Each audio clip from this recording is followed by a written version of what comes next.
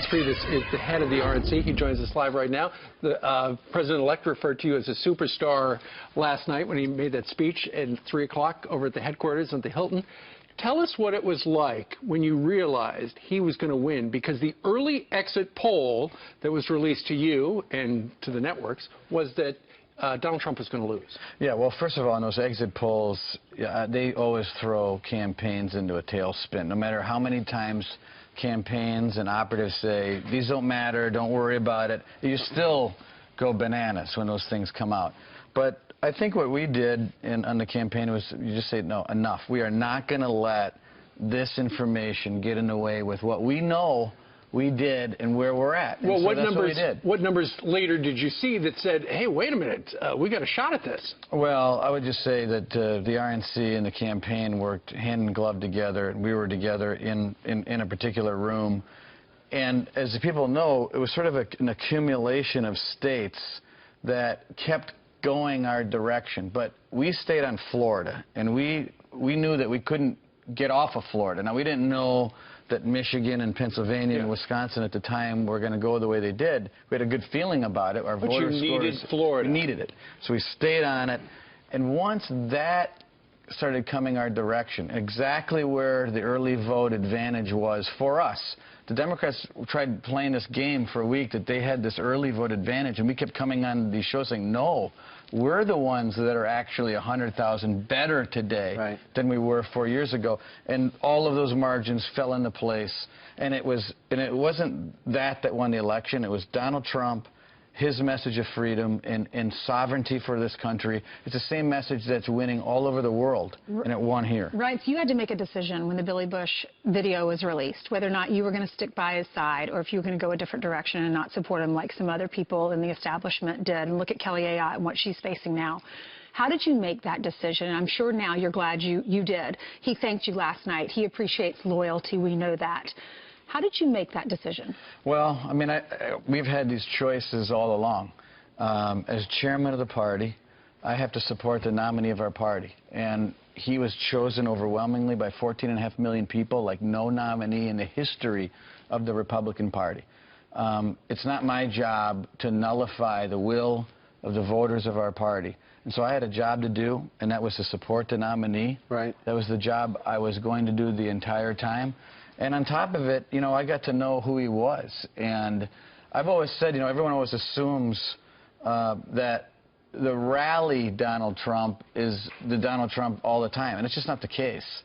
The guy in private is the gracious, personable guy that I've gotten to know. And as the American people got to know who that person was, I just think it was part of the reason why he won. So interesting, because Mike Pence basically said the same thing, yet their personalities couldn't be more opposite, but they seem to gel.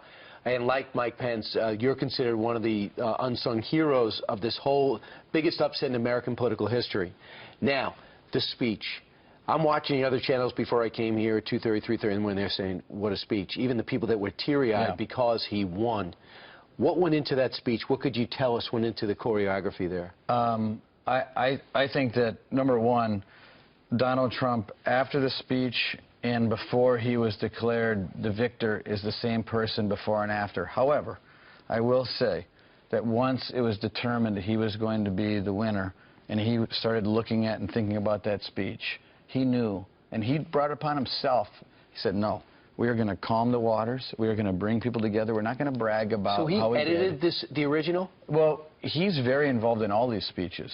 Believe it or not, even though he did 5 rallies a day, I'm serious, not a lot of people do what he did. He goes through every single page, makes corrections, gives it to... So last night, though, it was important upon him. He said, no, we're not going to brag. We're not going to relitigate our arguments over the campaign. This is a time to tell the American people and the rest of the world that's watching that we are going to bring people together. People have said it was his best speech yet, and people were wondering either someone else wrote it for him or he has learned over the course of the last 17 months what America really wants to bring unity. No, that was not only his speech, but it was Donald Trump's decision to say no. We are not going to relitigate these issues. We are not going to brag. Every single thing that had to do with, you know, this was, you know, the old rhetoric was gone. And I think that's what he wants to do. He wants to be a great president, and he will be. Sure, it must have been a sober moment to be in the room with the guy who is realizing, hey, I'm the next president of the United States. Right, and he did. And, you know, it's a special place. And, you know, God calls us to be salt and light in the world, and I think and I know he understands that. What did he say to the people when it sunk in? I just won this thing.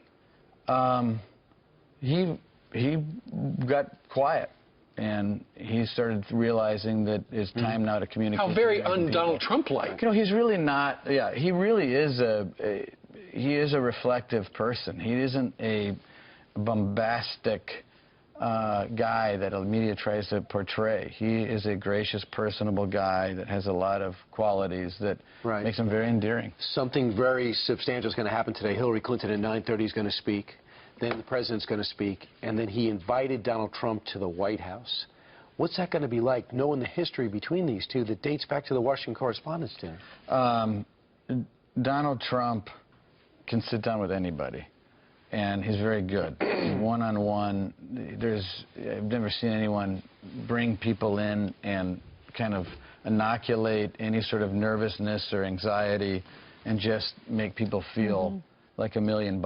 He's good at it. He knows how to communicate. And he's learned about humility. He apologized after the Billy Bush thing. He said, I'm so sorry that I did that. There's no way to treat a woman. And then last night I noticed he said, this has actually been really hard. Yeah. And you know, we all just assumed Donald Trump can handle this. He's built buildings. He can stay up all night. He can go state to state.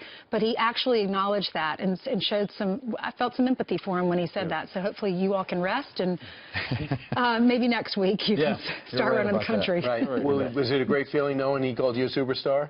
Your family must have been happy. There's a story that he has said many times. He talks about the bronze secretariat, and you can't, you know, no one bronzes the second place finisher. But this wasn't about me. It was about the American people, the message of Donald Trump, and the fact that people want to take their country back and they want their freedom. But he couldn't have done it without you. He couldn't. Well, he did it, and that's what it's about. Right, thank you very much. Thanks so much for all the best. You bet.